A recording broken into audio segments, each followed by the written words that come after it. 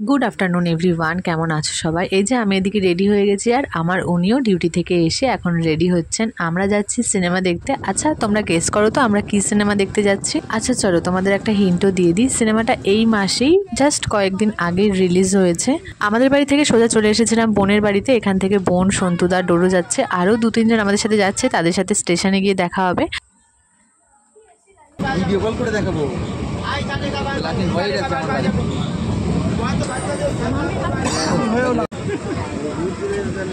কিচ্ছু বুঝি নাই, পাগল না একটু বলে সব বিষয়গুলো দিয়ে আমার সাথে সেই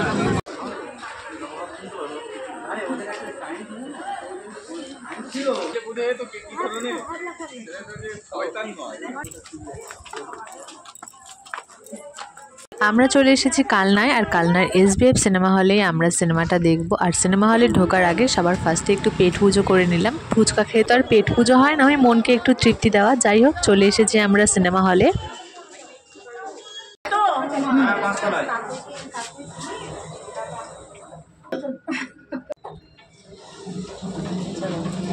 কি করবো দাদা?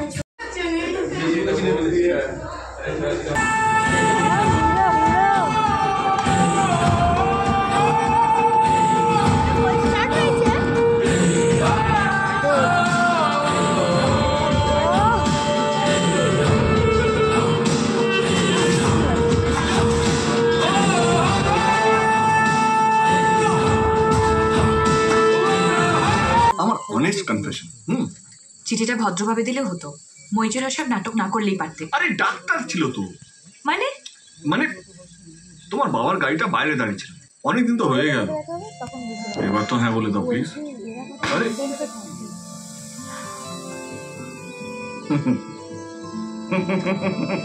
তোমার সাইকেলের চাকাটা তোমার থেকে বেশি ইন্টেলিজেন্ট, তোমার আগেই উত্তর দিয়ে দিল।